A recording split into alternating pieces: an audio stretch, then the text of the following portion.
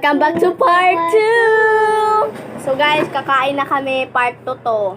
So ayusin nyo talaga dyang mag-bash-bash. Yes. Guys, bati na kami ni Shane. Nag-away kasi kami kasi nga, yung part 1, nag-away kami kasi ano kasi ito na ang hilig niya mang sabi-sabi na mahilig siya pinapahiya niya ako kaya kung siya papasin kanina. Mas ako na ngayon si baby. Gusto ko yung si baby Ingatan mo yung pagkarga ha. Akin ba yan? Patay ka sa akin. Kaya kakaiyak ko. Ingatan mo ha.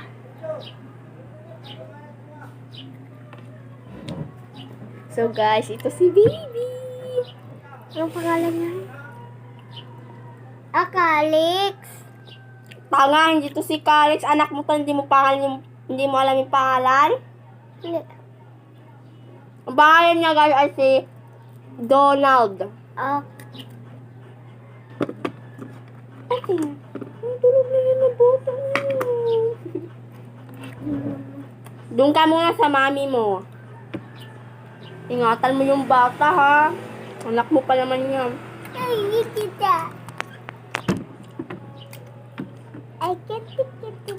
Teka lang ha, papatulogin muna tayo. Guys, papatulogin niya muna si baby.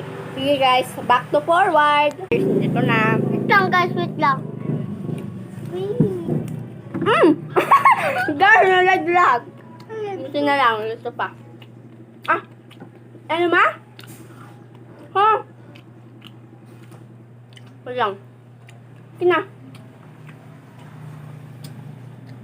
Ang baby namin. Si Tita Precious. Maganda. Tita Precious.